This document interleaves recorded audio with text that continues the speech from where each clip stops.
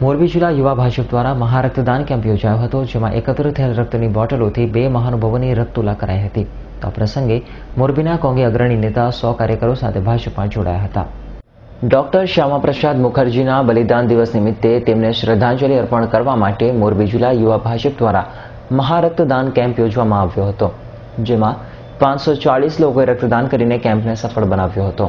તેમજ આ એકત્ર થયેલ રક્તની બોટલો દ્વારા કેન્દ્રીય કૃષિ મંત્રી મોહનભાઈ કુંડારિયા, ધારાસભ્ય કાંતિભાઈ અમૃતિયાની રક્તતુલા કરવામાં આવી હતી અને આ એકત્ર થયેલ રક્તની બોટલો બ્લડ બેંકને સોંપવામાં આવી હતી, જેથી ગરીબોને વિના મૂલ્યે લોહી મળી રહે.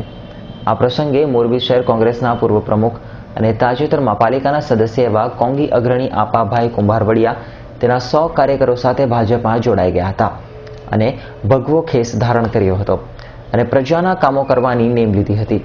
પ્રસંગે ઉપસ્થિત મહાનુભાવોએ મોરબી જિલ્લા યુવા ભાજપના આ કાર્યક્રમને બિરદાવ્યો હતો અને આવી જ રીતે સમાજની સેવા કરતા રહેવાનું જણાવ્યું હતું.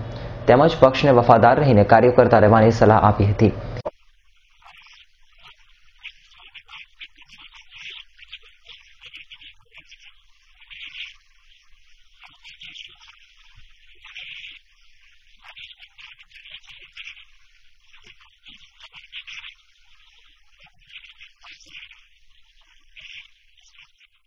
આ પ્રસંગે મોરબી જિલ્લા ભાજપના હોદ્દેદારો, જિલ્લા પંચાયત પ્રમુખ, પાલિકા પ્રમુખ તથા યુવા ભાજપના સદસ્યો મોટી સંખ્યામાં ભાજપના કાર્યકરો ઉપસ્થિત રહ્યા હતા.